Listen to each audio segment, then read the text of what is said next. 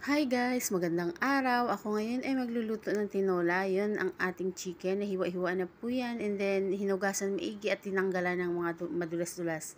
Ang tips guys, para pagka magluto tayo ng manok ay hindi siya malansa. Dapat tanggalan natin siya maigi ng madulas-dulas sa pagtapos natin hiwa o di kaya kahit hindi pa natin nahiwa, tanggalan natin yung madulas-dulas tapos yung mga fats niyan. Kasi yung chicken natin guys ay 45 days na chicken. So, ang daming taba, kaya tinatanggalan ko rin yan ng taba para hindi siya kasi ang balat ng chicken natin ay nagpo-produce na po yan ng oil. So, pagka marami pang fats ay hindi na siya kagandahan. Kaya ang ginagawa ko ay tinatanggalan ko yan ng taba, madulas-dulas at tinuhugasan ko yan ng mabuti. And then, ngayon siya guys, ang ginawa ko ay nilagyan ko siya ng asin na. Tapos na siya mahugas. Ayan. So, meron tayong carrots, meron tayong patatas. Yan, ihalo natin sa tinola dito kasi nga, hindi uso dito yung papaya tsaka yung sayote, kaya ang nilalagay ko ayan, hinuhugasan ko ngayon yung ating malunggay kasi yung malunggay na yan ay nahugasan ko na yan, hinugasan ko pa siya ng paulit-ulit kasi baka minsan may alikabok ganyan. So dyan rin meron tayong sibuyas, meron tayong bawang, luya, pampawala ng lansa. And then, may nor cubes tayo. Tsaka, lalagyan rin natin ng magic sarap para mas masarap ang ating sabaw. Yan. So, yan ang lulutuin ko ngayon. And then, maglalagay tayo ng paminta para lalong mawala ang lansa ng ating chicken. And then, yan ang salt. Ayan. Tapos, bago ko lutuin tong ating chicken, ay lalagyan ko rin yan ng paminta at ihalo din dyan. Yan. Marami ang ating malunggay ngayon, kaya hindi ko yan uubusin lahat. So, prepare na tayo. Ayan. Magigisa tayo. Lalagyan ko na siya ng oil. So, painitin ko muna yung mantika bago mag-start gisa ng ating sibuyas, bawang at luya. Ayan. So, samahan nyo ako guys. Start na tayo magluto ng tinolang manok. Ayan, so, dito ako ngayon sa Kuwait, pero yung aking alaga, kasi nga mapili sila sa pagkain, kaya hindi sila kakain ng pagkain ngayon, ang tagaluto namin, kaya lulutuan ako sila ng tinolang manok. Ayan, so, hindi pa ganun ayan. So, yan, nagisa na tayo, start tayo, inuuna ko lagi yung sibuyas, and then yung bawang natin. Ayan, so, kakaiba yung tinola ko ngayon guys, ay, ang sahog niya ay patatas, carrots, tsaka yung ang malunggay. Yan, kasi nga, di ba dito uso yung dahon ng sili, ayan. So, malunggay lang ilalagay natin. Lalagyan na natin yan. Ilagyan na natin ng paminta yung ating manok. Damihan ko lagi ng paminta para lalo siya hindi malansa. Kasi, minsan nakaka-istorbo ng kain pag medyo malansa yung ating manok. So, kailangan talaga pag naghiwa tayo ng manok o bago maghiwa, hugasan natin yan maigi, tanggalan ng mga madulas-dulas, mas maigi yan. Ilamas natin siya sa asin, tanggalan ng dulas-dulas, tsaka yung mga fats ng manok, tinatanggal ko po yan. Yan. So, yan, ilagay na natin yung luya natin, hinalo dyan, at hinalo-halo, dahil ang luya ay pampawala na lansa. And then, gisa na natin yung ating manok. Ayan. So, yung ating manok na hiniwa-hiwa, ayan na. Isang chicken po yan. So, kasali rin kami ng kasama ko dyan. Yan din ang ulam namin. Kukuha kami din ng unti dyan. Kasi ulam namin. Ayan. Kasi hindi rin kami kumakain din ng luto sa baba. Sa tagaluto namin. Kasi itong bahay na to ay may tagaluto. Ayan. Buong bahay may tagaluto, may tagalinis. Yan. Kami nag-aalaga ng bata. Naglilinis din kami ng area ng amo namin. Yun. So, halo-halo. Yan, kumukulo na. So, ay lagay na natin tong ating Nor chicken cubes. Ayan, tapos halo-haluin natin dahil hayaanan muna natin to na kumulo-kulo yung ating chicken dyan sa kanyang sariling, mula dun sa kasinugasan niya maigi ng tubig. So, hindi naman talagang matutuyo talaga yan ng husto. Kaya yan, kumukulo-kulo na siya. So, nag-prepare na tayo ng panghalo natin na water dyan. Ihalo natin dyan mamaya at maging sabaw ng ating tinolang manok. So, paborito to ng aming alaga, yung tinolang manok. Gustong gusto to nila kasi ayan, Mas gusto nga nilang Filipino food compare sa pagkain nila sarili.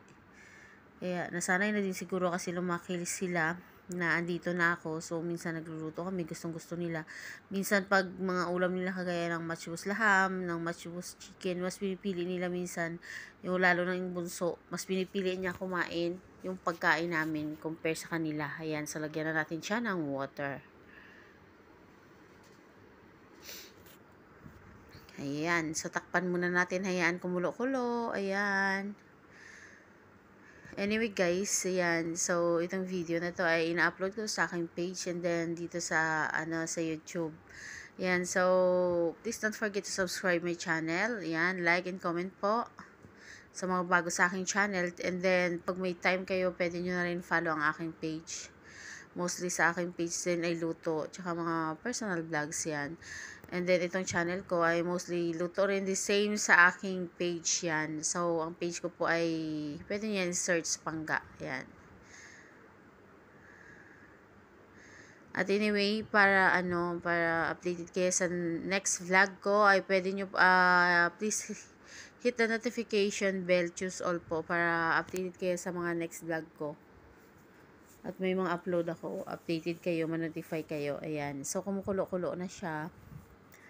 Kumukulo-kulo na ating manok. Dinagdagan ko yan ng paminta para lalong, siya, ma-absorb gusto dyan sa sabaw natin at wala talaga siyang lansa. So, kagaya nitong mga sinabawan, dapat talaga may luya. And then, dapat mahugasan siya ng husto, mahugasan ng dapat pag maghugas tayo pa ulit-ulit para malinis talaga at mawala ang mga dulas-dulas. Yun, nilalagay na natin guys yung ating carrots natin, nilalagay na natin. And then, mamaya-maya, of course, hindi naman to yung ura-urada na lalagyan na ng carrots, ganyan-ganyan, dapat pakuluan, yan. So, bali, medyo shortcut na po itong video ko yan. So, pinakuluan na yan ng gusto yung manok natin. Luto na yan. Saka siya nilagay yung ating carrots. And then, ilalagay na din natin yung ating, so maglagay muna tayo ng salt kasi tinigman ko po yan ay medyo matabang unti. And then, ilalagay natin yung ating patatas. Yan. So, bali, kumbaga, itong video na to ay, na yan siya, medyo summary na rin, pero, naman to, sunod-sunod. Pero, yung mga pagpakulo ng manok na yan, so, hindi ko na yung sinasali dyan. Ayan. So, luto na yung manok natin. So, ang ginawa ko yan, pinakuluan ko masyadong din sa tinuloy yung pag-video ko. Kaya, sa mga medyo hindi pa marunong magluto, pwede niyan, dapat talaga pinakapakuluan ng manok. 45 days yan siya, hindi naman masyadong pakulo, siguro 15 minutes, ganyan. 15 or 20, kasi masarap kumain talaga yung saktong luto. Hindi yung alanganin ang luto ng manok, lalo na sinabawan. Dapat nalaga rin siya ng husto.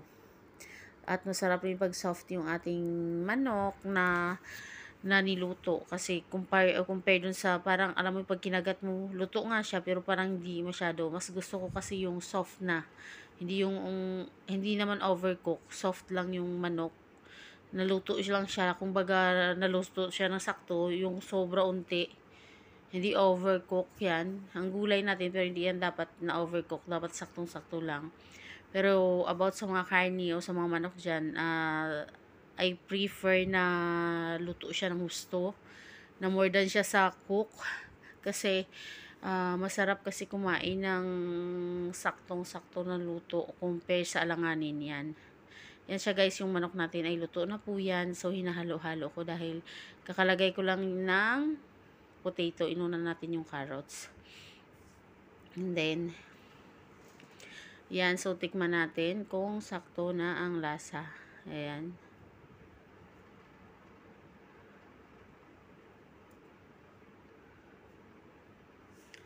Ayan, so tuloy kumukulo-kulo yung ating manok. Ayan, so nalagay na natin dyan ang carrots and then ang ating potato. Actually, tinimpla ko na po yan siya, guys. Pero if ever man na medyo matabang, so mag-a-add na tayo. Pero hindi ako gumamit ng betchin. Ang ginamit ko dyan ay magic sarap. Half siya na magic sarap. Maliit lang naman sachet na yan. So, half na magic sarap and salt lang. And then, naglagay ako ng chicken cubes para masarap. At inuna ko talaga yan, pag isa ko mismo na manok, nilalagay ko ng chicken cubes para manuot yung lasa doon ng chicken cubes. At alam mo yung pagkagat mo ng manok ay malasahan mo, may lasa yung ating manok, hindi lang yung sabaw natin. Of course, ang sabaw rin natin, mas malasa siya compare. Kaysa naman sa nilalagay siya na, na malapit na maluto, hindi ako ganyan magluto. Dapat inuuna ko na yan. Pag isa ko mismo naman ako, ilalagay ko na yan dyan. Kasi matutunaw siya dun sa, sa oil na pinroduce ng ating chicken. And then, mas masarap siya. Compare. Ayun, may nagsaing rin ako para sa alaga namin. Itong ulam na to para sa alaga namin, 4 namin na alaga. And then, syempre, kasama na rin kami ng kasama ko. Ayan. So, ito ang ulam nila for today. Kasi nga, mapili sila. Ayan, so ilagay na natin yung malunggay kasi luto ng manok natin, sakto na yan ang timpla. So ilagay natin ang malunggay. Yung malunggay na yan, fresh yan, galing dun sa shali na amo namin. Pinitas namin mismo bago kami umuwi and then nilagay lang namin sa refrigerator. Ayan, so fresh na fresh siya kahit ilang araw na nakalipas. Kasi nga, kakapitas lang po yan. Yan, so yan ang for today's video. Yan guys, tinolang manok na of course dahil nga we are not in Philippines, so I prefer to put potato and carrots. And then yung malunggay naman fresh na fresh po yan, galing dun sa shali ng amo namin. Yan, pinitas lang namin ni Helen. And then yan lang hinalo ko kasi nga ang alaga namin gustong gusto rin yan. Sila dito parang hindi naman nila pinapansin yan. Kami lang ng mga katulong nila, ayan lang nakakapansin kasi napakadaming malunggay dito sa shali nila. So ang ginawa namin, kami nagugulay niyan. And then yung tsuhinata ng amo ko, kung kain lang yan, parang ginigisa lang siya na medyo dry.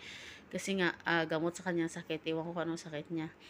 Siguro, baka diabetic, ganyan. So, yan, mahilig kami sa ganyan. Yan, at mas prefer namin kumain dito ng healthy kasi nga katawan lang natin ang kapital natin para sa pagtatrabaho. Yan, kailangan malakas, iwas sa sakit, lalo na nagkakaedad na tayo, so dapat lagi tayong healthy. Kaya we are choosing to nahawa na nga din yung aming ang mga alaga, kumakain sila ng mga ganito dahil nga nasanay sa amin na mga yaya nila yan kumakain, lalo ng bunso. Ayan, gustong gusto niya yung gantong ulam, yan, mga saluyot, ganyan. Gustong gusto niya compare sa mga food nila. Yan, gustong gusto nila humigop ng sabaw. Yung kagaya ng alaga kong pangalawa, hindi yan masyado kumakain ng kanin, sabaw lang yan at ganyan. May kahawig siya yung anak kong si Juan. Yan, so lagi ulam lang yung kinakain ni Juan. Kaya, dinadamihan ko yun magbigay sa kanya.